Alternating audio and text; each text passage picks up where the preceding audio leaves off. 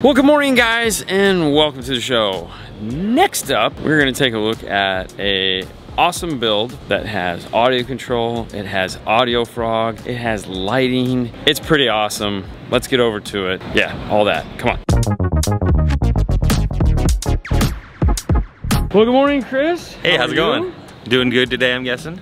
I'm doing okay. Enjoying Knowledge Fest, as we all are right now. Always. So, but yeah, I appreciate you coming to talk to me about the car. This is actually one of my personal vehicles that I just got built. We did for the show with some audio control amplifiers, DSP, and even added a little epicenter in there. So I got to have a little fun. So should be nice. I got some help because I'm not a fabricator.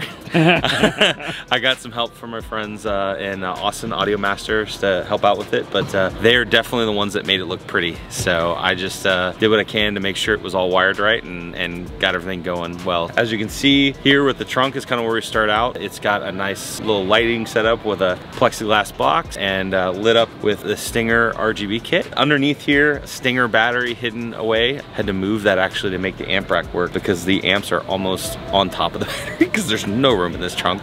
With the all Stinger X3 RCAs, all Stinger X wire accessories, X-Link distribution block, ton of work went into this to make it really nice. Added with the speakers, we've got two GB12s in here, sealed. Wanted to think about ported, but I just stick with the sealed. LC1.1500, and we've got on the speakers, 3 ways in the front and rear speakers, we've got LC6.1200, and then we've got a small little ACM 2.300 underneath to help with the rear speakers. See the Aamp Global shirt? So you work for Aamp Global, who recently just acquired, or purchased, however you'd like to say it, AudioControl. So have you worked at AudioControl in the past? No, I have not actually. I worked for a different rep company in the past, and Aamp needed some help here in South Texas with obviously all the other brands that Aamp has, and the AudioControl thing happened kind of all at the same time, and it was like, oh, hey, yeah, I can do this now too. This is really awesome.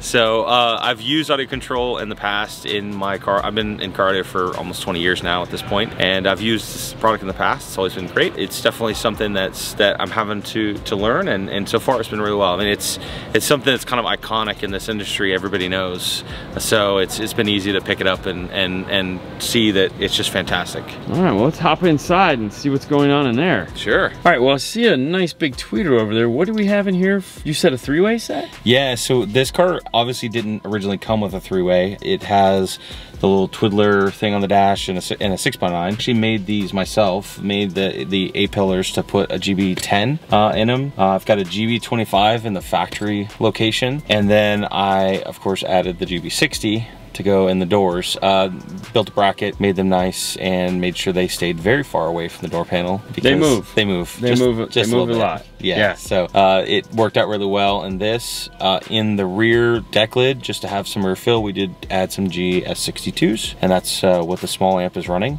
But this is obviously the part that everyone wants to hear and has experience with. I originally had an AP4 in the car.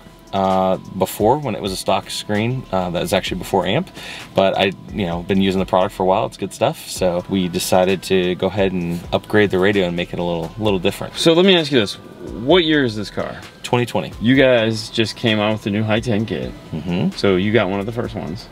What's unique about the kit? So this one's nice because it actually integrates in with the factory CAN bus. So a challenge in this car, I guess pun intended, kind of. Yes. Is that you have your air conditioning controls, you have all that information in the radio. So if you were to put a normal doubled in, you lose those things. You'd lose your sport mode, and you would lose your heated and cooled seats, and you would lose some of your air conditioning functionality. And air conditioning here in Texas is a little important. Isn't it? Just a little bit. I mean, it's been so beautiful. Yeah, I mean, it was here 2 weeks ago. It was not very beautiful. Oh, so I was joking, by the way. It's very hot. Yeah. So as we were talking about the integration with the CAN bus, you have all of your factory air conditioning control. I also have your outside temperature, so you can see that. In this car, you even get automatic cooled and heated seats based on how hot it is outside. AC on and off. If you want to get into your vehicle info, you've got all your gauges set up to be able to change and see anything that's going on in the car. You've got your 0 to 60 time, even your sport mode and have the ability to go in here and set that all up in the car. Cool thing that I didn't realize is kind of that I thought that was really cool for the guys that have these cars is you retain the options like changing your factory lighting stuff for how long it stays on and all that. All that stuff was built in the factory radio, and this radio keeps it, which is nice. And it looks really nice in the dash too. You keep full flow of the air conditioner.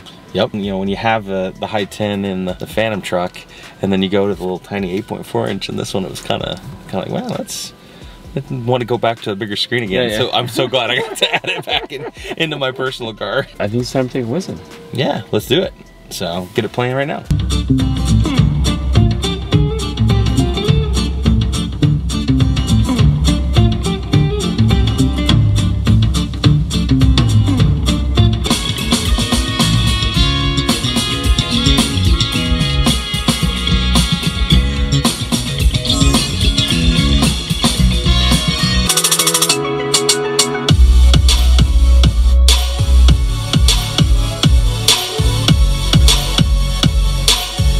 Now when I got here the other morning and Andy was here playing with it, you know, tuning it up, getting all excited. When did you finish this car?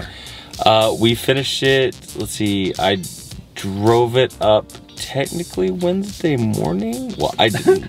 I had someone help me, but it was, yeah, we finished it at Tuesday morning, or no, Wednesday morning at about, 2 o'clock in the morning. Oh, okay. Yeah, and then had to drive it to Fort Worth from Austin, so.